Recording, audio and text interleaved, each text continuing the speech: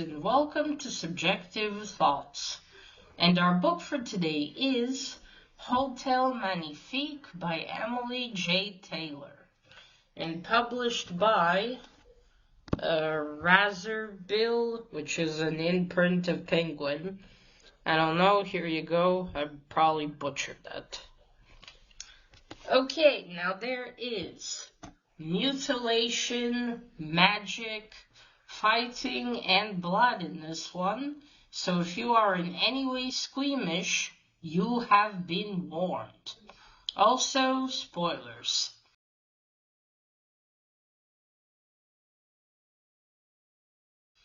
Alright, so this is another one of my books in the pile of I started long ago and then stopped reading. And now I finally finished it. This one, according to Goodreads, I started in 2023. We're now at, November 19th of 2025. Yeah, well, I wasn't too deep in this one, so I remembered mostly. Okay, so this is a book I got from when Salman Farim did like an American shop, so you go on a blind date with a book. So my friend Leo showed me, and I picked this package. And I opened it. I was actually gonna do a whole thing of a vlog for that, but then I ended up dropping it. So anyway, let's get into the book. So Hotel Magnifique starts with two sisters. One is named Jenny. I don't know, I think it's kind of French here, maybe. So, I don't know. I'm just gonna call her Jenny. And Zosha. Jenny is the eldest sister. She's about 17. And Zosha is 13, I think, because they have a 4-year difference. Maybe she's, no, how old is she? Well, she's definitely a lot younger, but I think it was a 4-year difference. Anyway, they're living in, I'm pretty sure the geography of this place is made up of the world. They're living in a city called, Drock. I'm gonna butcher a lot of names here because I have no fucking clue. So yeah, they're living there. They've lost their mother 3 years earlier. They lived in another place, Alan Jerry something. And then Zosha is a very talented singer. She sings very beautifully, and so 4 years ago, Jenny decided to bring her to this city, to get her a job of singing so they would have a better life. So they get there, but things don't work out. And then they're stuck there because they barely have any money, and so they have to, they can't leave. So 4 years later, they're living in this boarding house. I don't remember how they make any money. I think Jenny and Zosha go out a few times a week or something, and she sings in the street. I don't remember. I read up about 30-something pages, and I dropped it, and now I finished. But anyway, in this world, there's this Hotel Magnifique. It's really famous. It drops one day into each place that it's allowed, because some places don't allow it to be there. They really don't like magicians. Although here they're called seminari. I'll leave it here. They really don't like them. So the magic is feared, basically. So, yes, this hotel gets to one city, one town, and they hand out invitations. And every person, poor or rich, has an opportunity to get an invitation. It's all fair. And also you can go and get hired by the hotel. And so when Jenny sees that, she decides, we're gonna go do that, and we'll be in the hotel for a few years, we'll earn money, and then we can go back to our home where they lived with their mother. So they go in, Zosha gets accepted for her singing talent to work. She signs a contract, but Jenny is not. And so Jenny plans to not let Zosha leave because she can't go without her. She doesn't want them to separate. But then at nighttime, a young man comes. His name is Bell. They met him earlier outside the hotel where he told her, leave, don't come back. And he's there to take Zosha. She has to go. Jenny threatens him with a knife, and she wants to stop him. I said she has to come. And Jenny's like, now without me. But then the woman that owns the boarding house, she actually, a few decades earlier, got an invitation to the hotel. So Jenny goes, grabs that invitation, and they go into the hotel. Because they have to get there before midnight, because at midnight the hotel skedaddles out of wherever it is. But because the invitation is old, looks like Jenny's gonna die, because she starts to she starts to rot away. But then Bell runs. He's the Magnifique of the hotel. He runs. He gets her a contract. She signs it, because without a contract you can't be in the hotel. There's a contract for the guests and a contract for the employees. So all seems to be safe. Then Jenny accidentally breaks an orange, which Belle takes the fault for, so no one thinks that she did it. And so that's it. They go into their room. Zosha's going to be a singer, and Jenny's going to be a housekeeping maid. But before that, looks like there's something wrong with Jenny's contract. Belle tells her he'll get to her later. Oh yeah, I forgot, in the beginning there's an epilogue where a mother, it seems, is taking her young boy to the hotel. The door opens and the maitre, it's a lot of French words. The owner, let's say the owner of the hotel takes him in, and then that's it. The hotel is gone, and the mother tries to wait, and it's too late. Right, back to the story.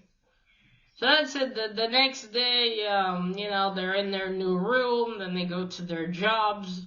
There's orientation, but Jenny tries to find Belle before that, so he'll answer her questions. But then she goes into the bar. There's places certain employees aren't allowed to go into. But she goes into the bar. She talks to, she gets a drink from Yarsa. She's the bartender, and she does other things. And she actually gives her a drink so she'll tell the truth to Belle, which she does. She answers all his questions, he apologizes, but he had to make sure. So, that's it. She goes to orientation.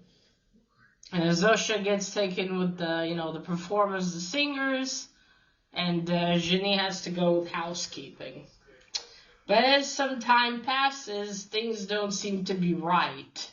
Jenny notices that, she asks the head of housekeeping, Beatrice, what do you, where are you from? And she tells her it's rude to ask. I think, you get to work in the hotel for, I don't remember, I think it's a period of a few years. And then maybe, for some reason I remember a decade, though I could be wrong. But yeah, things don't seem to be right. Something's up here. It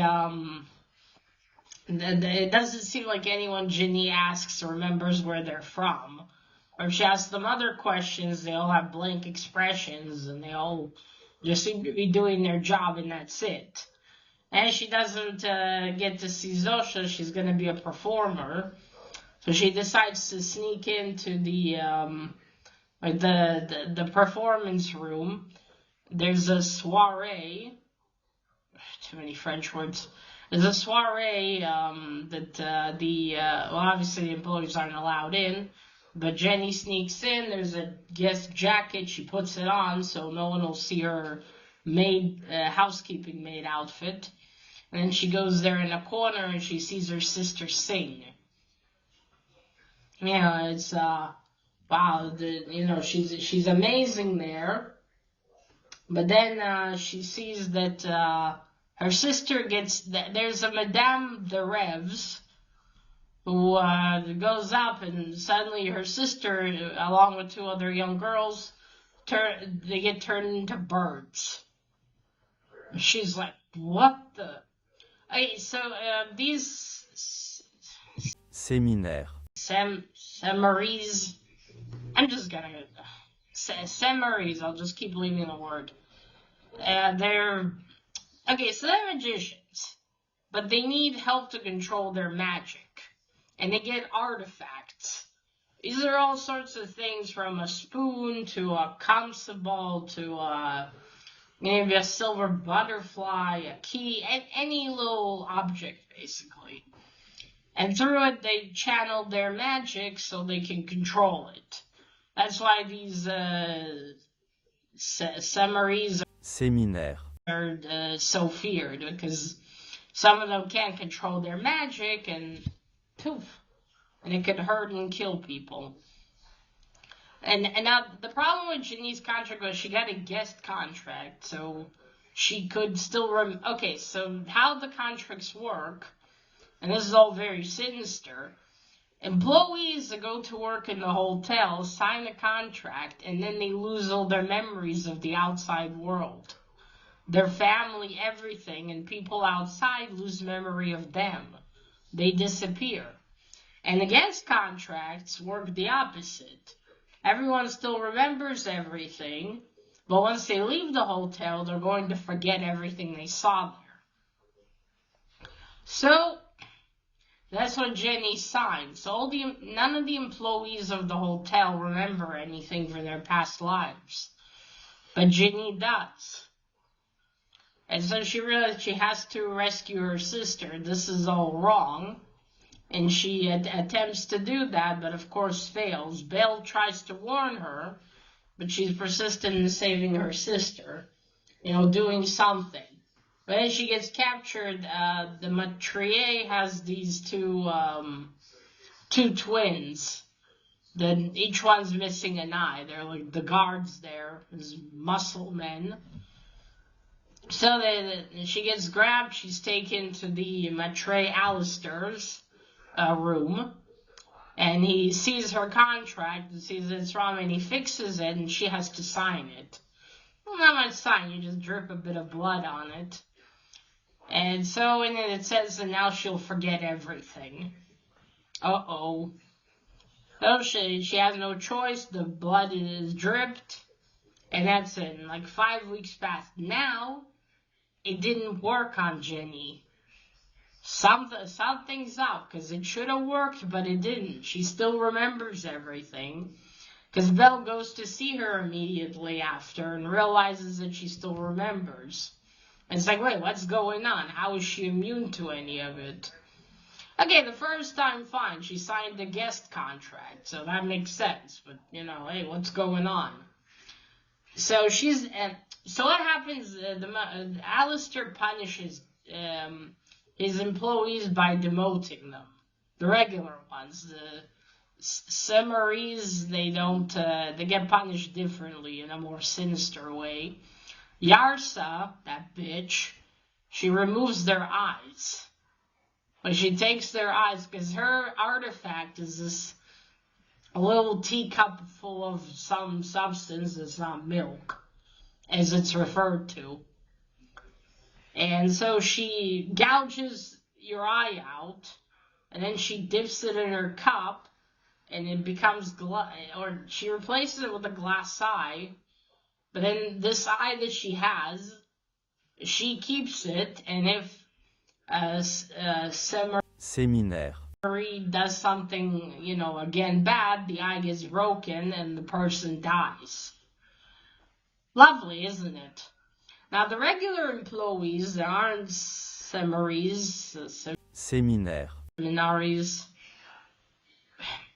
Like, I went and saw the pronunciation, seminaries, whatever. They get, the ones that are regular, they just get, they don't have magic, they just get demoted.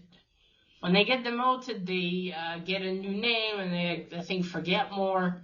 She's been demoted to work in the kitchens. She gets demoted to the kitchens, and so she has to keep working there. Now, she has a lot less freedom as a kitchen worker. But still, she tries with the help of Beatrice and Belle to do something, to find out something. Another thing is Belle is missing a finger. I think he's missing his ring finger, perhaps. I think so, and he has like a wooden finger, but with a knife inside of it. There.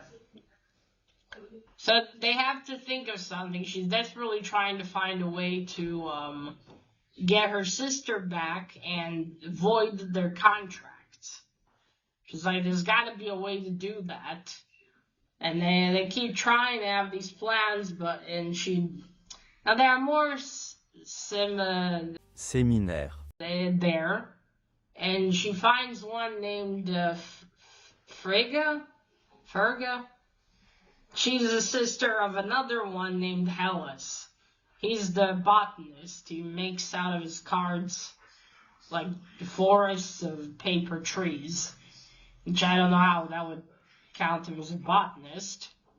Anyway, the sister's into birds. She has the key to this room called the Ivory. That's where maybe her sister is locked up with the other two girls that sing with her. And so Jenny needs her help to get in there. So she goes, although Belle tells her, don't make any moves without me, wait. She still goes to her, brings her her food, and convinces her, or tells her, help me get in there. And she tells her, all right, but I'll only do it if you bring these letters to a man named Isig. He works, she tells him he's in the kitchens. Now, this man, the reason Alistair, he used to also demote séminaire, by the same way, but then with one of them, he broke his mind, so he stopped doing that and instead does it with Yarsa. So basically, the whole removing an eye is the first warning. Which, the two twins got that first warning already. I wonder for what. Because Alistair is quite the vindictive bastard. He's the greatest séminaire, in all of the world. He's a vindictive asshole. Anyway, Jenny goes in there. Now, the hotel kitchen has a freezer, which I don't know what time period the story's supposed to take place in exactly. I think maybe the 1800s or the 1700s, because they don't have phones. Not any kind of wiring phones. Now, granted, there is magic, but most people are frightened of it. But they have letters, so I assume it's that time. Which, how would they have a freezer, you're probably thinking. Okay, so in this freezer, this Izag that's there, he's the one that Alistair broke the mind of. And he's kept in his magical powers have to do with ice. And so basically he keeps them in there making ice for the guests. Again, a bastard. Now only the chef and Yarsa are allowed into the freezer. I'm not sure why. Maybe they just know how to handle this. But anyway, Jenny goes in there. She sees Izag. She thinks he's dead, but he's not. Well, how would he be if he was still making ice, to be fair? She approaches him. She gives him the letters, but of course he doesn't remember Ferga after his mind's been broken. And the thing is, Jenny needs to bring back proof that she gave the letters. So she gets a couple of cubes of ice off of him. But then, he starts blowing more ice everywhere, but she manages to get out. But then Chef sees her and says that's it. She's going to report to Alistair. So Jenny realizes she has no choice. She quickly goes back to Ferga, shows her the ice, tells her, he was very moved by your letters. No one has seemed to tell her what has happened. Hellas doesn't let her leave her room, so she'll be safe from Alistair and everyone else, so she has no real idea. They go to the Ivory. The Ferga tells her you have to hurry. They go in, she searches, and the whole place is full of these grayish white birds. They have no color to them. A couple of them do, but there's just so many, and she looks and she can't find them. She can't find her sister. But then two guests wander in, which is something that's also not allowed. And Jenny asks her, did you lock the door behind us? But then it's too late. Then comes in Yarsa and I think one of the twins. Alistair comes in. And Hellas as well. And then it's like, oh no, Frigga's gonna be in trouble. I guess before this, Jenny was still a housemaid. She got another séminaire, seminary in trouble by they let the guests play a game, sort of games, and she kind of cheated, and not cheated, she wanted to get out faster because she had to go do something. And because of that seminary got punished. She lost her eye. And she doesn't want something like that to happen to Figa, I think that's how her name is. And she tells Alistair, no, I stole the key. She tried to get it back from me. So she lies to cover her. Alistair believes it, and she gets dragged. And, that's it. It seems like things are gonna get worse now.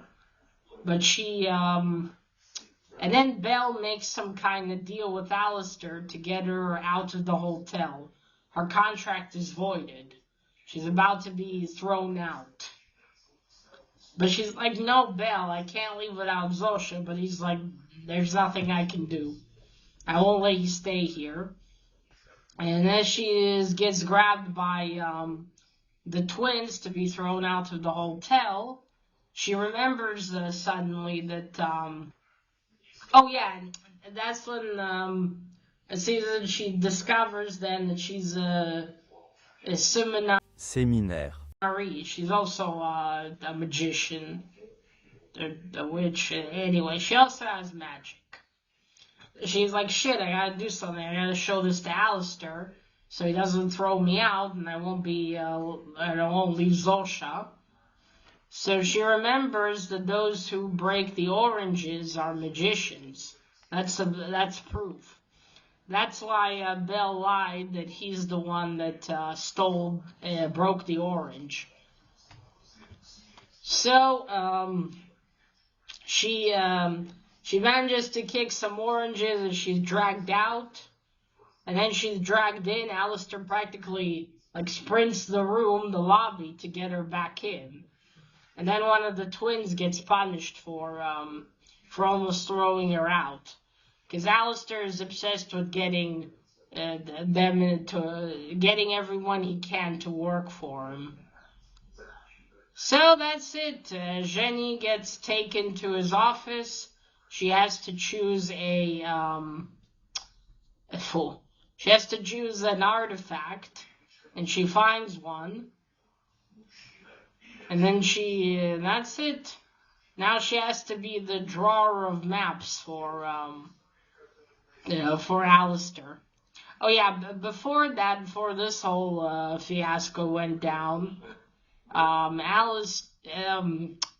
Belle made it so that she would get out in this lovely place to go for a bit of some time outside. He arranged it.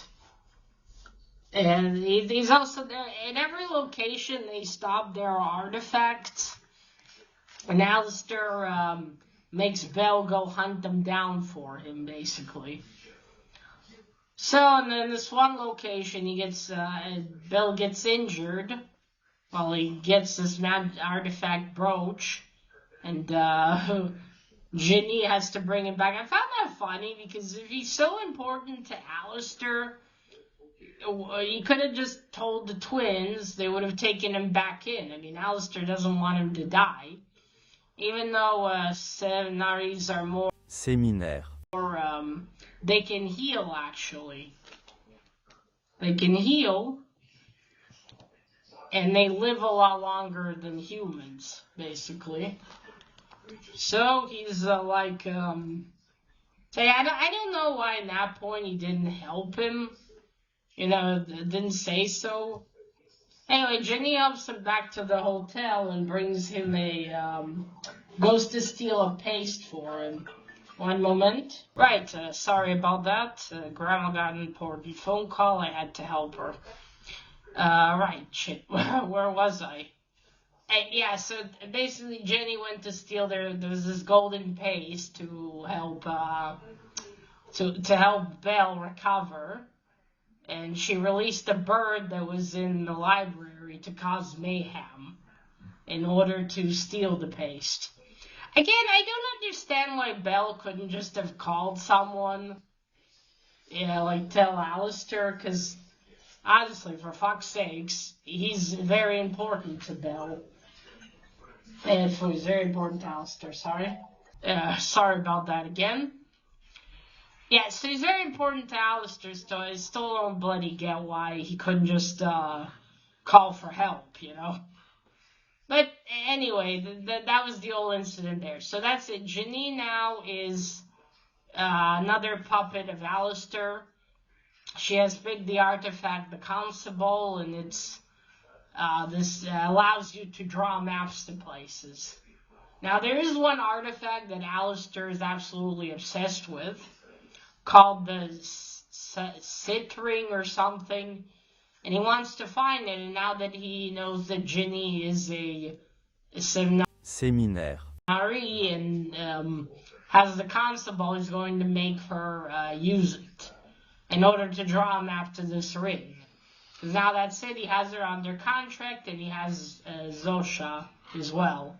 Now, Ginny still remembers everything. The contract this time either as well doesn't take away her memories. And now Belle is, upset about this whole thing, because he knew, but he wanted to keep it from her, to keep her safe. He knew from even back when he tried to take Zosha from the boarding house. Also, another thing, if all the Séminaire. Seminaries and the employees don't return to the hotel before midnight, they basically disappear into nothingness, which is why he was so adamant about grabbing Zosha, because she already signed the contract. She would have just disappeared if she wasn't in the hotel. So, yeah, things are very, very bad now. Because Zosha's a bird and trapped. And Ginny, when first he brings her into the map room, she refuses to help him. But then he brings Zosha, she's in human form again. And he has the door or whatever cut off her fingers, and then he gives one to Madame de Rêves to give to Yarsa. And you know what that means. That's it. Zosha's going to be just trapped. That finger's going to be turned to porcelain in the teacup artifact, and that's it. Zosha is doomed. So now Ginny has no choice. Now, another thing before I continue is the hotel used to be a society for Séminaire. All these people with magic. They even then still had the contracts. Well, that's a bit later. But yeah, Ginny found that out in books in Belle's room.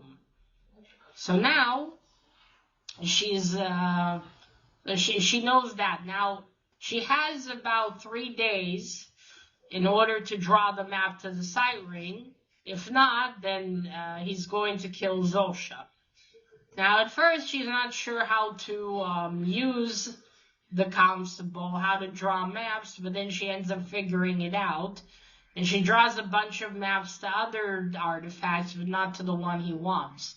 But he still takes away those maps. There's always a guard at her door. And after 2 days, tiring herself out, she goes outside for a little bit. Then she meets Belle. He comes to see her. And she, and they have a talk. She feels very betrayed by him. But that's it. She has to. He doesn't want her, and he won't help her draw a map to the ring. He says Alistair cannot have that ring. Now that ring has the ability to erase and give magic. That's why Alistair wants it so much. And and she thinks, if we could get that ring, then we could void the contract. So he tells her it's not so easy. You can't just go up and just rip them to shreds. It doesn't work like that. Ginny insists, and he says, I'm sorry, but I won't help you. She goes back to the hotel. And then now there's a painting of this beautiful woman who, as it turns out, used to be the former Fabergé map drawer of the hotel. Sorry. And Ginny, she's like, damn you, why can't you help me? And then when she touches the painting, she sees the map to this woman. But she's in this town, Champerlise. That's where she is. And Belle, as the Magnifique, is the only one that can get the hotel there. But Alistair doesn't allow the hotel to go there. It's a forbidden place. But she draws this map. She goes to Belle. She tells him, you have to help. If I can get to this woman, maybe she'll have answers of some kind. But Belle still refuses. She follows him to his room, and that's where she learns that Belle doesn't get punished like regular séminaires, or rewarded regularly. He gets rewarded with memories. Each time he finds an artifact and brings it back to Alistair, it gets a little bit of his memory back. And I guess if he's punished, then the memory gets taken away. And it's like, I'm sorry, I can't help you. If you draw another map to this woman, I'll rip it. And, there's nothing for me besides these memories. But then she's, what about us? Because throughout this whole book, it seems obvious that, there's something between them. So, but in the end, Belle does help her. He does bring them to this place, and Ginny does go run out with the help of Hellas, surprisingly. So he didn't like her too much in the beginning because he thought she and Belle were together because he and Belle were together at some point in the past, but then he sided more with Alistair, and Belle, obviously, it was against him. Yeah, okay. So she escapes with Zosha after it seems like Ciarsa is going to take her eye out. But she escapes, and she goes all night in this place that has, maybe has magical people there too. But anyway, she eventually ends up finding this woman. Her name is Celeste, if I'm saying that right. And Celeste is Alistair's older sister. And she meets her in this little shop. There's all these artifacts, the same ones in the hotel, but made out of wood. And that's where Ginny learns the truth. So the biggest thing that she learns immediately is that Alistair is a liar. He is not séminaire, at all. He has no magic in him. So as it turns out, a century ago, Celeste was walking with her brother in the town and they stumbled upon the hotel. Sorry, sirens. Her brother was thirsty and wanted something to drink, so she hoped that there they would get something. And when she wanted to press the bell, because it said the rooms are full, it floated towards her. And that's how they discovered the society of séminaire, seminaries, which helped them greatly because apparently Celeste was one. And their parents were dead and she had no one to teach her. So she joined the society, and then she convinced the society people to let Alistair join as well, because she couldn't bear to leave him behind. A shame she didn't.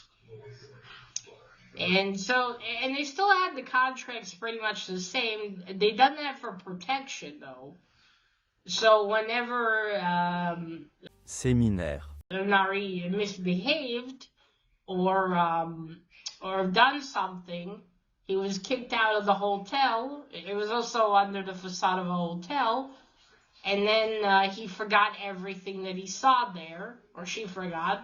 And that was it. That's how the society was kept safe. Now, Alistair was also very jealous of all the people in the hotel with magic. He wanted some for his own. And then he discovered one artifact, this hand mirror, that was able to transfer magic from one séminaire, Nari to the other. And so he convinced Celeste to use it on him. And she did, and he got a bit of magic. But what it does is, it left a hole in her palm with this graying flesh there, which Celeste shows her, and it's horrifying.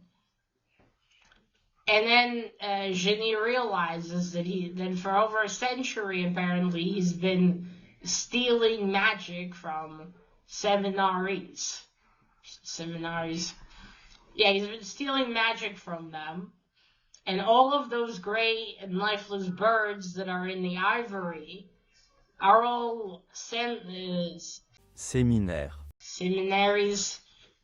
For over a century, he has taken the magic from. And that's why he's so obsessed with not missing one, because he needs them. And that's why he's been trying to buy his place into cities that won't allow the hotel in, because he wants to find more of them. So, and not only there was a maid then, Derevs. Her name is Nicole, but since then she became Derevs, and she was a very weak séminaire, seminary. So all she could use was this copper spoon to heat up water. So both her and Alistair have been stealing magic from seminaries, and all of these things that were done in the hotel, all the magic in there, all of it was written down and done by Celeste at the request of her brother. And at first, for a few years, she didn't realize what was going on. They actually also got rid of the head of the society, too. So she didn't realize, but when she did, she couldn't bear to stay. She stayed for a few more months, but then she left. And her brother, I guess for love for her, didn't let Yarsa kill her, but her eye was taken. And Yarsa promised that, if they ever came back to the town, she would get her. That's why she's telling Janelle that she's planning to run away. Understandable. So yes, and Alistair is obsessed with this ring, because Alistair is human. He can't live this long. And he's over 100 years old. He needs this magic to keep his body going. And that's why he wants this ring, because he believes they'll bestow magic, but the ring doesn't exist. It's a fable. Perhaps something that's kind of like this ring exists, but the ring itself does not. But then Ginny feels more hopeless than ever because she thought that,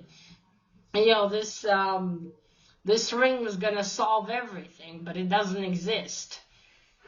And before anything more can be said or done, and Celeste feels sorry for Yarsa and the twin that remains, because the other one was punished for almost kicking Ginny out, even though it was at the order of Alistair, so why did he kill a perfectly good muscle man? It's beyond me, let me tell you. But anyway, yes, Yarsa bursts in with that other twin, and she kills Celeste, unfortunately, poor woman. She still, by the way, was just as beautiful as she was in the painting. And so, Celeste is dead. They're trying to capture Jenny and Zosha, but Jenny manages to run out of the shop with Zosha in a cage. And then there's all sorts of booths, and there are other alchemists in this town. That's what Yarsa is. She's an alchemist. And she grabs a bottle of Nightmare, but it's not synthesized. And then Ginny just throws it, breaks it, and everything is nightmarish in the alley they're in. And Yarsa tells her you have until 2 o'clock to come back to the hotel, or Alistair will kill. Now, before she ran away, Ginny managed to take Zosha's finger with her, but Alistair has Belle's finger, and it will be broken, because Yarsa chose her the finger. So, Ginny doesn't know what to do. She walks around. She asks a group of fishers what time it is. She washes her face, and she realizes she has to go into the hotel, but not as herself. She needs a disguise. So she goes to this dress shop that's very famous, and she finds Beatrice there. Because Beatrice told her if they ever came to that town, she wants to go there and buy a dress. And they sit there. Beatrice is happy to see her. They need to do something. They need to have a plan. As they're sitting there, Ginny suddenly gets an idea how to clear out the hotel and how to get Alistair. But she needs Beatrice's help, and she needs a disguise. They arrange a disguise for her. She gets into the hotel. No one seems to notice her. They think she's a guest. And she goes, hides, meets Beatrice, gets in a maid outfit, and they go. Now, they need to get Ising. They need Derev's talon in order to turn him into a bird. Another thing, actually, Alistair just did that to Ising because Ising wasn't afraid of him and tried to stop him. And then she says bitterly that that's probably why he left him in the freezer. Just to make eyes for the guests. Because Ginny asked, why just not turn him into a bird? Would have been easier to control him. Well, like I say, he's a calculated bastard. Anyway, that's it. They move on with the plan. Hellas is actually going to help because she needs to free all the birds in the ivory. And while Beatrice talks to Figa, he goes in and takes the key and says, I'll do her part here. I'm tired of being afraid of Alistair. And, I thought that my sister would be safe, but that's not the case. So he helps her. So they go into the kitchen. Ginny has an eye patch to make it look like Yarsa took her eye out.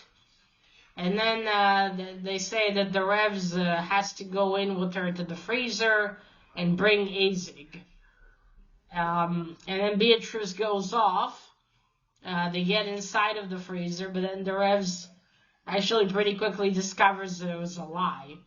Because even if Ginny's eye was taken away, even though she's a seminary, she still would have had trouble, she still would have needed some time to recover from having her eye gouged out. So just as it looks like things are going to turn for the worst, Ising grabs the revs. But Jesus, Vasha. He grabs the revs and, kills her. Because he freezes her, she falls, and she breaks. And you can see that she is a corpse. Because her, like Alistair, she's been alive for a century, and, well, yeah. I suppose it kept the body alive, but it was still rotting within. And Ginny thinks, no, they needed the revs for this, but it's too late. Then she thinks, what if I use the Talon? And by the way, the Talon was stolen from a roommate of the revs back when she was still a maid. So the revs is dead. Ginny takes the Talon and manages to turn Ising into a bird. And then she takes him out of there. She goes and goes to the Ivory. There's a whole mess in the hotel. Birds are flying everywhere. I mean, they're all magicians, basically. So they're pecking away guests. Guests are running out. It's mayhem. In the Ivory, the glass ceiling is breaking. Beatrice is there. Not Beatrice, Figure. They need to think of something. And Ginny has another idea. She sees, like, all these supplies for the birds. So everything's prepared. She goes into the room with where they do the shows. Halis and Beatrice are bound and gagged. The arse is sitting in front of them in a booth. Alistair is on the stage. The twin is there, and Belle is there too. But Belle looks like a lot of his memories have been erased. Basically, Alistair decided to risk it. So he tells her, come on. If you come in and do it, everything will be all right. To just, surrender. But then he takes the cage, and inside, the bird that's in is not Ising. It's Zosha. And then Figa bursts into the room and shoves where the actual cage with Ising is. And Alistair says, no, don't do it. You might be killed as well. And Ginny realizes it. Now, before that, she wouldn't listen to her little sister ever. She didn't even know if Zosha wanted to go back to where they used to live with their mother. But now she does. She looks at her, and Zosha pushes on the Talon, saying, do it. And so Ginny does. She turns Ising back into a human. And they're like, but he's going to lose control. And then she realizes, after Belle told her that she is, Ginny realized that, as a kid, she never got sick. And one time she fell from a tree and broke her arm, but it was fine. And then her mother, when she was young, gave her this necklace and told her never to take it off. And that necklace was an artifact, which is what kept Ginny's power at bay and helped her regulate it and all. So she unclaspes the necklace and puts it on Ising, which makes the contract not work on him, so he remembers everything. So he goes, he takes... Alistair thinks of doing something, but then he slaps his hand away and breaks the inkwell. Now, the inkwell is the artifact Alistair has, which used to belong to his sister Celeste. Well, that's what he writes the contracts with and everything. And Ising breaks it. It breaks and it's gone. And then he grabs the folder with all of the contracts and everything else. And then he yells to Ginny and everyone, get away from here. Go up on stage if you want to live. So Ginny runs off with Zosha. There's a big ice explosion. But they seem to have survived. Everything's okay. She goes out to check. Beatrice runs out. Yarsa gets killed in all of this mess, luckily. And because she's killed, then everything that she's done with her artifact is null and void. So that's it. The fingers and everything else doesn't work anymore. So Zosha is safe, at least from that. Well, then she goes around. She turns I think first she checks on Belle. He's fine and he still remembers her. She turns Zosha back into a human. Though Zosha refuses to show her hand to her, the one where the 4 fingers have been sliced off. Then they check around. Izig is fine. Alistair is on the floor. He's this wrinkled up old thing now. They're thinking of what to do with him. And then Izig smiles and says, well, there's a room no one's going to use from now on. The refrigerator. So he and Hellas go and put Alistair in there. I mean, he's going to die either way now that he has no magic. And the mirror that was used to steal the magic is... The Revs realizes that she's been lied to, and she has that mirror, and she plans to steal Genie's magic and then Izzy's magic as well. Then again, she ends up dying, and the mirror breaks as well, so that's it. So the hotel's in a mess, but finally all the contracts are gone. Everyone remembers their past. Now, of course, they've all been stuck there for 100 years, so a lot of them are clearly upset. Genie turns all the people back to human form. And, now what? A lot realize their magic's been taken. They don't know if they have any family left. Beatrice remembers her sister, but it's okay. Her sister at least is still alive, even though she's now an older woman. But that's it. She remembers her. Sorry about that. That's it.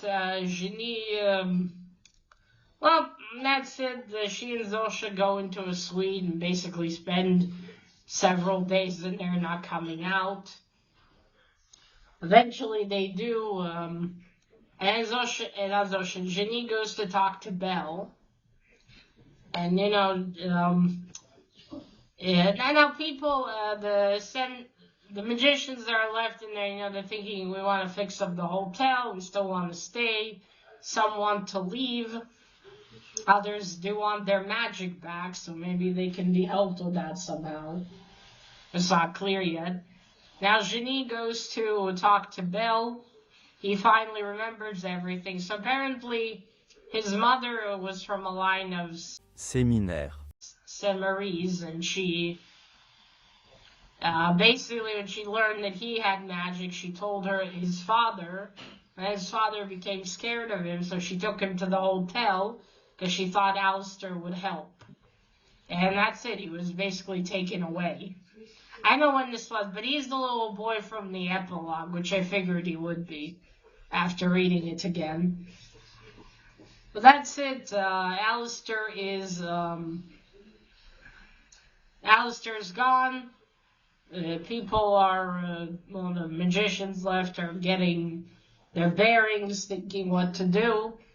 And it's going to be with the hotel now. And Jenny's thinking, let's leave it as it is. We'll both be the maitre together, you and I. He says, great, you can use the key and I'll have a break from time to time. But you're still going to have to move the hotel. And also, Genie is, she's been afraid for several days that Belle would just leave to go find his family. And he says, one day I might go back to see where I came from. He doesn't tell her his real name because Belle is not his name. It's just, that was his first job in the hotel. He was the bellhop boy.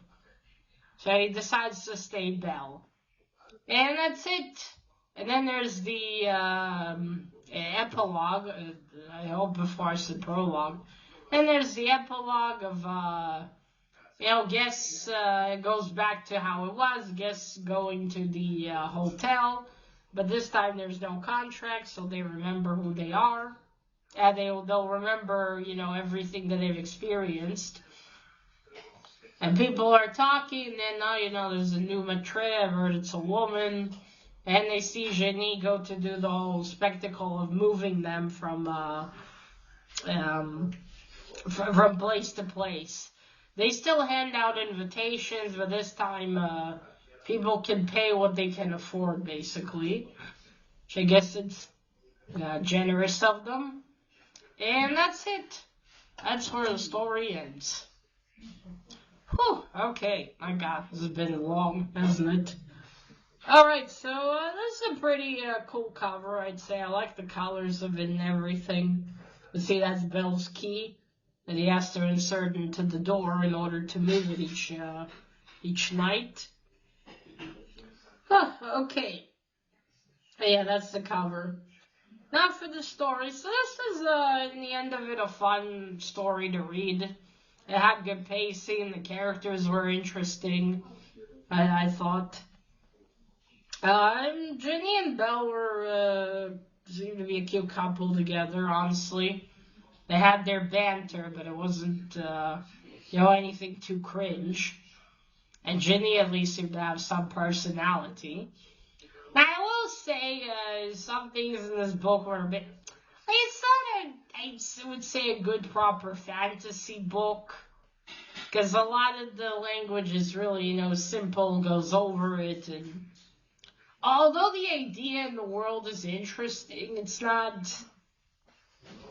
I always want to say that this might have been the kind of story that needed maybe at least one more book to kind of continue it.